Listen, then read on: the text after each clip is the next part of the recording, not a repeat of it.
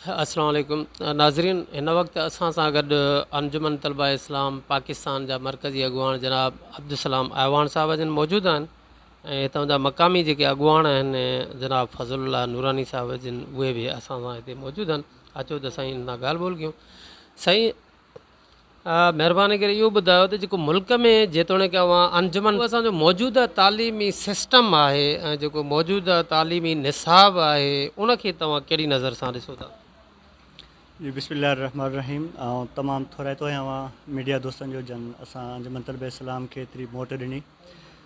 जीअं त अॼु असांजो शिकारपुर अचण जो मक़सदु आहे इस्तक़बाल रबीउल अव्वल जे हवाले सां असांजी साल लबैक या रसूल मोटरसाइकिल रैली निकिरंदी आहे, जंहिंजी जेको अॻुवाणी जे लाइ हिन अची हिते पहुतो आहे। त हिन वक़्तु ॾिसो असांजा पूरे पाकिस्तान जे अंदरि जेके तलबा जा मसाइल क्रिएट थियनि था पिया, उनजो मेन कारण आहे असांजी मुआशरे जे अंदरि महांगाई। हिन वक़्तु असांजा पेरेंट्स हिकु वक़्त जे वेले जे लाइ परेशान आहिनि, बिजली जे बिलनि जे पेड करण जे लाइ परेशान आहिनि ऐं उहे हिन वक़्तु पंहिंजे घर जी ज़रूरती शयुनि खे पूरो करण जे लाइ परेशान आहिनि। त इन में जेतिरो असांजे तलबा दोस्तनि जो नुक़सानु थियो आहे, असांजा काफ़ी तलबा जेके हिन वक़्तु स्कूलनि खां कॉलेजनि खां डिस्चार्ज कया विया आहिनि। उनजो मेन कारण आहे असांजे मुल्क जे अंदरि जेसिताईं निज़ाम मुस्तफ़ा इस्लामी निज़ाम खे न जेको आहे डेवलप कयो वेंदो तेसिताईं नामुमकिन आहे। चऊं था पिया जेकॾहिं मदारिस जे हवाले सां त मदारिस में बि त हिते पाकिस्तान हिकिड़ो मुल्क आहे, सपोज़ को हिते त इस्लामी मुल्क 50-55 खां मथे आहिनि, उतां जी त असांखे सूरत हाल जी ख़बर न आहे, पर असां पाकिस्तान में जॾहिं ॾिसूं था पिया त हिते बि त कई क़िस्मनि जो सिर्फ़ु मदारिस जे अंदरि निसाब तालीम राइज आहे। त इन खां पोइ हिकु माण्हू जेके आहिनि इस्लाम ते कीअं हिकु शइ ते मुतफ़िक़ थींदा? न, इस्लामी जेको असांजो पैटर्न आहे उहो हिकिड़ो ई रहियो आहे ऐं दर्स क़ुर हुजे या दर्स हदीस हुजे, असांजो साॻियो ई रहियो आहे। बाक़ी हाणे असां उनखे जेकॾहिं मुख़्तलिफ़ रंग रूपनि में लिसानी जे हिसाब सां या पंहिंजे इदारनि जे हिसाब सां असां उनखे जेकॾहिं नशर कयूं था, इहे असांजूं कोताहियूं आहिनि, जॾहिं त इस्लामी हिसाब सां असांजो हिकिड़ो ई असां जेकॾहिं चऊं त निसाब सभिनी जो माना साॻियो ई आहे, त पोइ बोर्ड माना हिकिड़ी नथा ठाहिनि, माना हर फ़िक्र जो अलॻि अलॻि माना बोर्ड आहे जेको एग्ज़ाम कंडक्ट करे थो, डिग्री बि माना सर्टिफिकेट बि उन्हनि खे प्रोवाइड करे थो।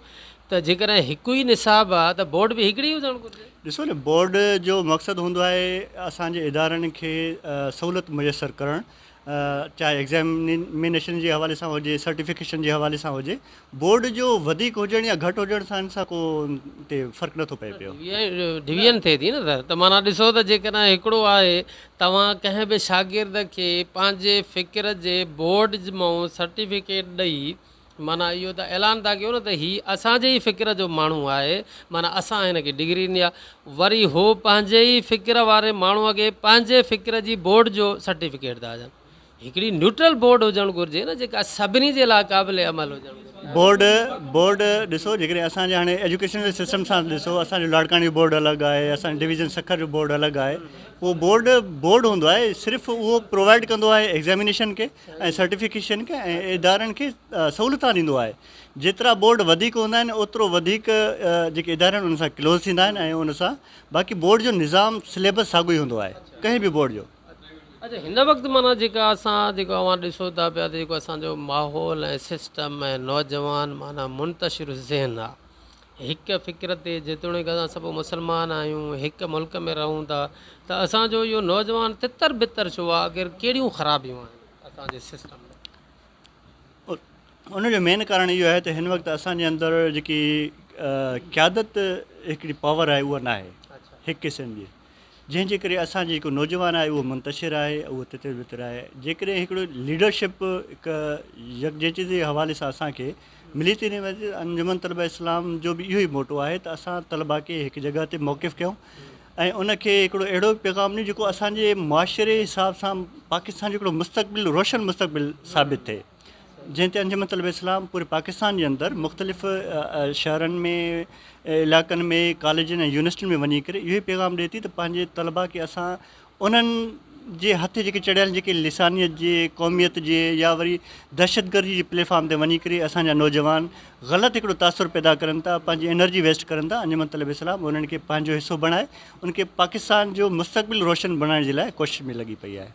हा महिरबानी साईं तव्हांजी वॾी, तव्हां असांखे पंहिंजो क़ीमती टाइम ॾिनो।